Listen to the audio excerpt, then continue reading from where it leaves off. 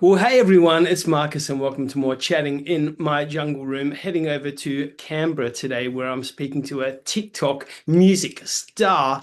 He's on the rise, he's emerging, he's doing brilliant things. We're going to find out all about the music. Please welcome Jett Blyton. Jett, how are you? I'm well, thank you. How are you? Yeah, good, thank you. First of all, congratulations on American Heartthrob. Amazing. It's been out for a couple of weeks now. It's been received really well. Are you happy with the reception? Yeah, I mean, this was a song that I was just really excited to put out. Always wanted to get it out as soon as I wrote it. So I'm glad it's out into the world. I'm glad people are liking it, and it feels like a really nice first chapter for all that's to come. Because yeah, this is the first track for 2026. Of course, it comes on the back of last year, which was huge for you. The EP double project, EP project, the Double Vision Volume 1, Volume 2, which went really well with the viral track, the viral TikTok track, Ape Shit.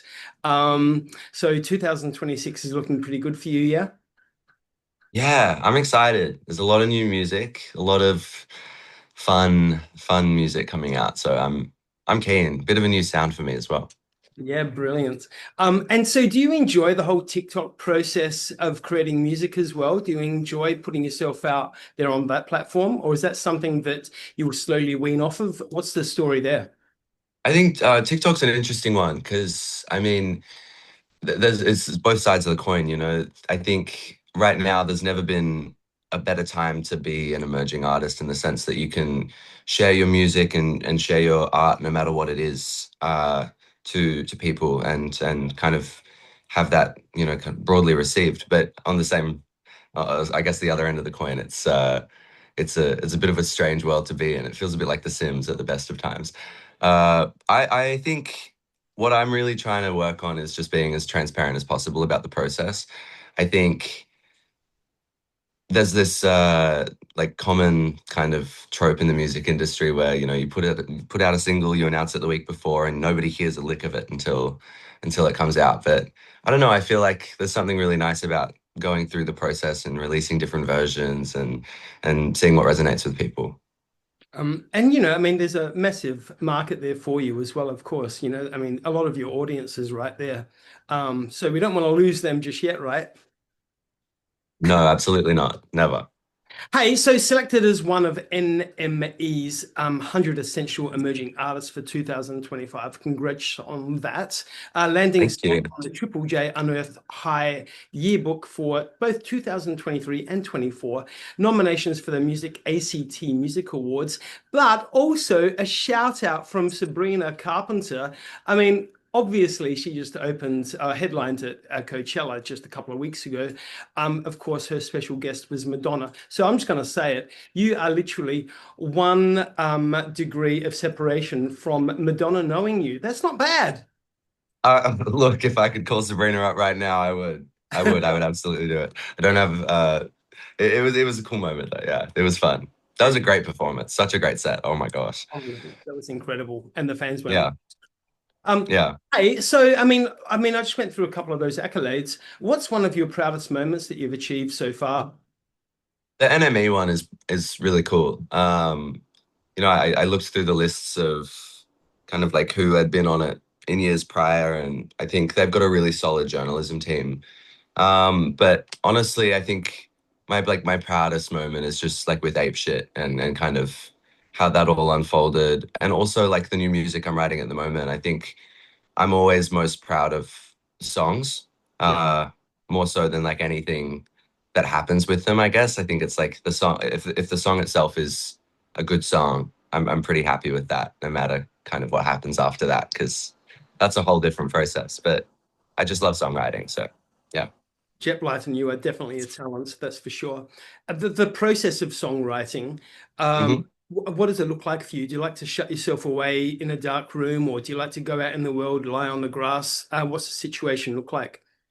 It's interesting because the process is different for different types of songs. I find that like the more downbeat songs are often songs that I write by myself. Or like I guess the most lyrically challenging ones are the ones that I write by myself typically.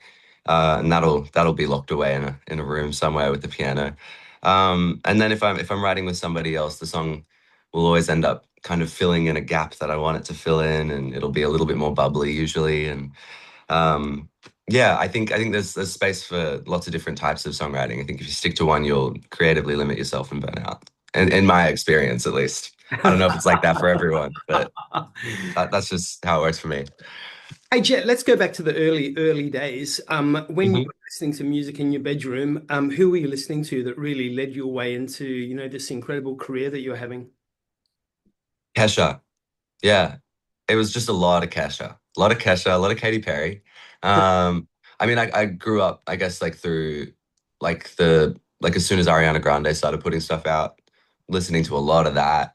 Huge inspiration. I think I like learned to sing from her, honestly. I was just like in my house because I used to have this really high soprano voice, like so I was the highest singer in my all girl choir in primary school. And so it's just like me at like 8 years old whistle toning or learning how to, I guess. Can't do it anymore. Wish I could.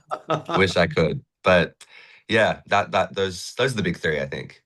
So, what about today then? Who are you listening to today that's really inspiring you? Oh, this is a good question. At the moment, I am listening to this artist a lot called Devin Again. I think she's amazing.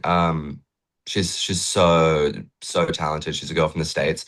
There's also Hannah Brewer, who I absolutely adore. She's a Sydney act and deserves the world, in my opinion. I think she's one of the best songwriters in the country. And also Tiffany Day is this really exciting electro pop artist, kind of on the come up. And Nina Geraci. I love Nina Geraci. Big fan. So you said you're writing more music. Is there kind of maybe the talk of an EP or an album coming out in 2026 as well? Yeah, yeah. I'm trying to be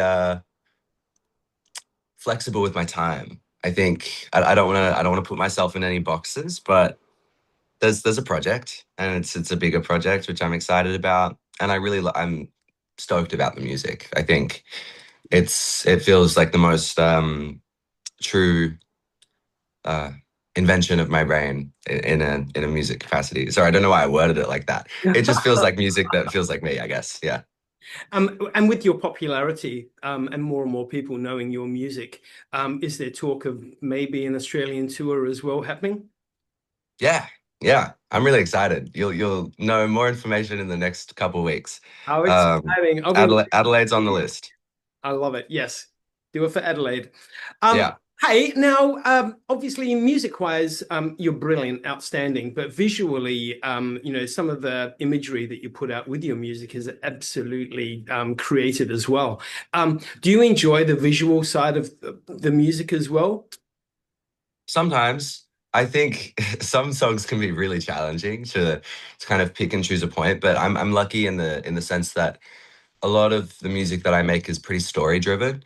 Yeah. And so there's always like a noun you can pick out and build a scene around that, which I really love doing. And I work a lot with this photographer, Miranda Crossley. I love her. I think she's spectacular and amazing, and really good at capturing not only like a beautifully shot photo, but like a really nice scene. But we've also got some live footage coming out soon. We did a couple live videos, which I'm really stoked about. I think they look awesome. And yeah, I think the visual aspect, if you can tell the story of the song through it, it's half the fun, you know? Well, there definitely needs to be some live video content created in Adelaide, I think. Put that Absolutely. on. Absolutely. Hey, now back to American Heartthrob, Jett Blyton. Tell us, what was the inspiration behind that song? Hmm. The inspiration behind that song, I'll keep it vague at risk of being uh, excommunicated, I suppose. But it's a song about like jealousy and kind of, I guess it's more of a metaphor for me, at least now when I listen to it, for how people, and myself included, we're always kind of going for the next thing and not stopping to smell the roses. You know, I think we're very easy to become complacent, I guess, with new things that are happening to us, and then always just wanting the things that we don't have. And I'm a really competitive person, you know, like I'm the worst to play board games with, truly terrible. Uh, and I think like if you mix that with relationships, you know, it becomes a little bit finicky, but it's all in good fun, I guess. All right. Well, you haven't played a board game with me yet because I'm pretty competitive. Like Yeah. when Adelaide happens, it's on, mister. Hell yeah. Hell yeah. Hey, now, can we talk about, obviously, the industry can be really challenging these days because there is just so much noise that goes on. What do you find one of the most challenging things in the industry, for yourself? Um, I don't know that I find anything in the industry side of things super challenging. I think like we are our biggest obstacles. I think like it's just trying to get out of your own head a little bit, I think is probably the most challenging part. As an artist and also an artist trying to, you know, share their art, you know. I think it's you can get ahead of yourself sometimes. Absolutely. At least I can. Yeah, But I think just like taking some time, getting in nature. Did that last week. It was really nice. Yeah. definitely. I hear you. Look, I can Yeah. I cannot work Beautiful room. with nature It's more awesome. than you. Thank you so much. And I do notice there's a little plant on your fireplace mantelpiece over there as well. So yeah, you Absolutely there is. got to put the plants in. How Um, wide is this camera? What can you see? well, it kept on kind of moving around. It was panning. Doof, doof, Yeah, doof, doof. Yeah. it does do that. Hey, There we go. Yep, there we there go. we go. That's funny. Oh Remove- yeah, there we go. There we go. See what I Awesome. mean? Yeah. Now, okay. Last question for you. This is the big one. All right. You get over here Yeah. to Adelaide. The tour's going on. At the end of the tour, you say, Marcus, take me to the closest karaoke bar. We go there. You're drunk. It's 3 o'clock in the morning. What is your hmm go-to karaoke song? Probably like Believe by Cher. Would be a fun one, or like some like ridiculous Ariana Grande song that I cannot sing.